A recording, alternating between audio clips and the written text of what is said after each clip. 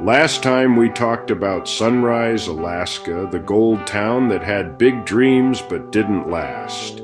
Tonight we're moving on to another piece of true Alaska history, the state's very first oil boom.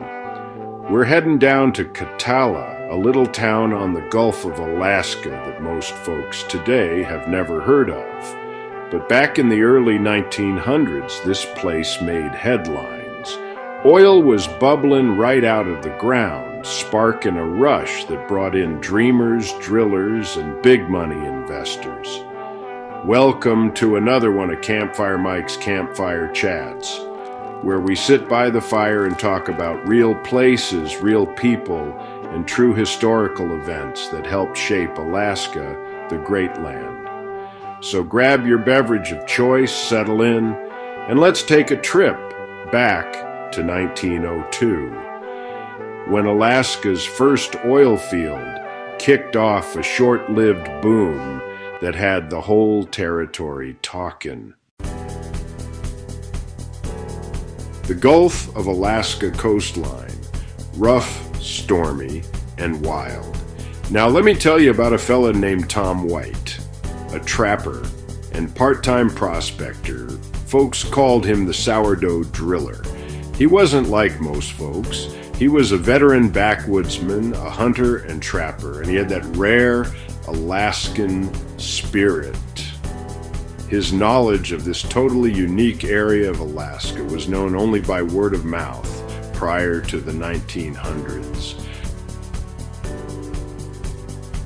Tom had knew those stories before, and he along the way, while checking his trapping lines and scouting new ground, he saw it for himself.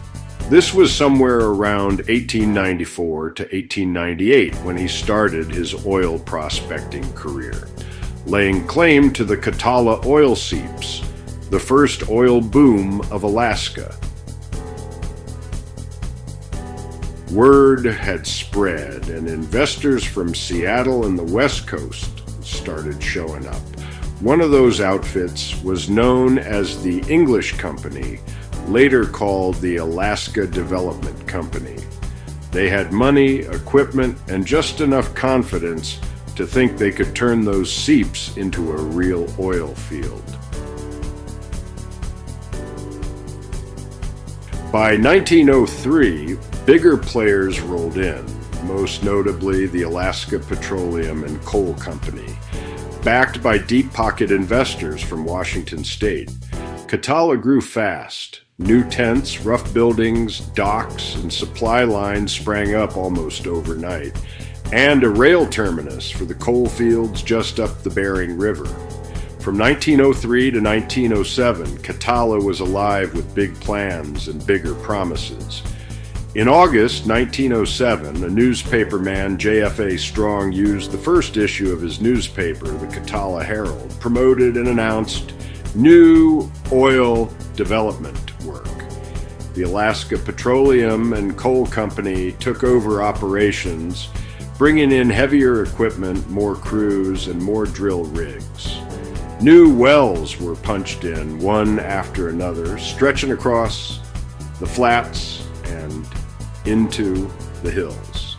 The Don Miller Hills, I've seen that spot myself. Lush, windswept and quiet now, just rolling green hills that look like a natural golf course green. Back to the coast, barrels of crude oil started stacking up on the shoreline, ready to be loaded onto steamships bound for Seattle.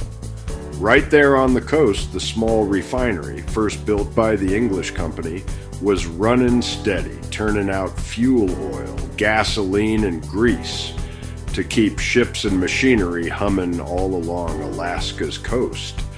One would have thought oil would have brought in the big money guns, am I right? Yes, but not for the oil, surprisingly. The Guggenheim family, in partnership with J.P. Morgan, formed the Alaska Syndicate and started work in Katalla. They started building a port terminus connecting to the coal railway already being built for another first in Alaska, a phenomenal copper strike. Now, folks, when it comes to copper, Alaska didn't just have some, it had an extremely huge amount of the richest copper ore ever found in the world, Kennecott copper. 1906 and the oil business is building. Oil barrels stacked and shipped out by steamships. Refinery runs steady, supplying the ships with needed products. Surveyors begin laying railroad bed to connect oil to inland coal. A year later, the Alaska Syndicate took over the coal railroad for the Kennecott copper terminus. The big guns. Late in the fall of 1907, a series of storms hit Katalla, and then a really big one in November 1907, destroying all the infrastructure of the town of about 5,000. Katalla was swept away by the storm's fury. No communications, no terminus, no docks. Overnight, Katalla was cut off. Therefore, no ships and no supplies. No word in or out. Winter storms, one after another, kept pounding the coast, cutting off every relief effort of food and medical care. And the worst part, the residents of Katalla sat starving and stranded, battered by wind and waves for weeks on end. The town that once dreamed of becoming Alaska's oil capital was now isolated and slowly being swallowed by the sea. Investors backed out. The railroad shifted its focus. And Katalla? By 1908, oil operations resumed, and the small refinery kept producing fuel oil and grease, supplying ships and machinery along the coast. Realizing Katalla's exposed coastline was too risky for long-term operations, the Copper River and Northwestern Railway terminus and the Washington-Alaska military cable and telegraph system moved to Eyak, later named Cordova. About 50 miles west, unlike Katalla, Cordova offered a well-sheltered harbor in deep water. On Christmas Day 1933, disaster struck Katalla one last time. Unfortunately, a fire broke out at the Chilkat Oil Company refinery, believed to have started from a gas leak in the power plant. Of course, flames spread fast and fierce, tearing through the power plant, the radio station, and then the refinery itself. By the time it was over, the heart of Alaska's first oil operation lay in ruins, charred, twisted, and beyond repair. By the mid-1930s, after the refinery fire, there wasn't much left, but abandoned buildings, rusted equipment, and a few scattered cabins hanging on to the shoreline. What once promised to be Alaska's first oil capital had quietly slipped into history. The population shrank drastically from thousands at its peak to around 12. 1943, the post office closed. I think we had heard this ending before. Poof, gone. Just like Sunrise, Alaska. Katalla faded into history without much notice. Located on the Gulf of Alaska, about 90 miles southeast of Valdez, Alaska, Katalla holds the distinction of being the site of Alaska's first commercial oil discovery, which led to the construction of Alaska's first rail terminus and the first oil refinery established in 1911 by the Chilkat Oil Company. And unfortunately, Alaska's first oil refinery fire, Alaska first relocated railroad terminus, all due to destructive weather. Katalla's story is a reminder that in Alaska, dreams rise fast, but the land and the sea always have the final word. In early 1964, a massive 9.2 magnitude earthquake, the second largest earthquake ever, uplifted the coast near Katalla by more than 8 feet, high enough to leave the old harbor high and dry. There are many stories of the 1964 earthquake.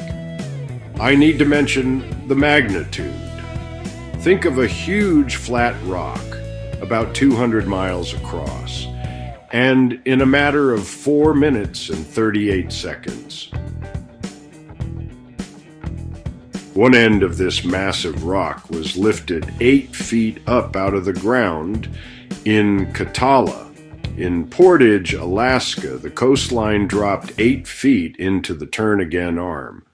Simply amazing. I often wonder at the sheer spectrum of Alaska. If you think about it, it'll knock the breath right out of you.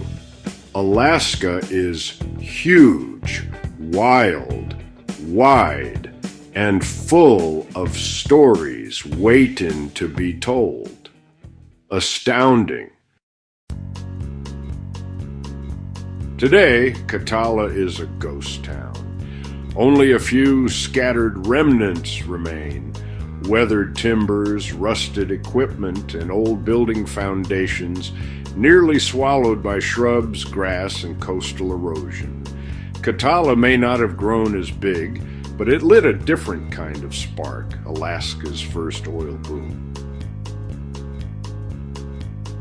Katalla rose fast and fell just as quick, swallowed up by the land, the weather, and time itself, ending this story. Katalla, nearly destroyed by winter storms 1907 and the Big Fire in 1933, Katalla would have been completely destroyed in 1964 if had existed. The stories, the dreams, and the folks who dared to believe in something bigger, that's the part that's still amazing today in this great land. Alaska. Take another deep breath of that wonderful, crisp Alaskan air, because next time we're heading even farther up the trail, chasing copper kings, railroad builders, and the wild story of Kennecott. In fact, another high risk for the big guns. Trust me, you don't want to miss the next one. It's a ride full of grit, railroading, and the kind of stakes that built Alaskan legends. But before I roll up the map and pour one last cup of coffee, let's give a nod to Tom White, the Alaskan legend, the old sourdough who spotted oil where most folks just saw muddy tide pools. He may have struck it rich, and his name still stands tall today. Way up there in the Chugach Mountains is Mount Tom White, stretching more than 11,000 feet into the sky. Not bad for a trapper, family man, prospector, turned into Alaska's first oil man. This is another true story from Alaska's history, a rich history for Alaska. So be wild, stay curious, and keep listening to what Alaska's got to say. That's all for now. Good night, Campfire friends. This is Campfire Mike, signing off.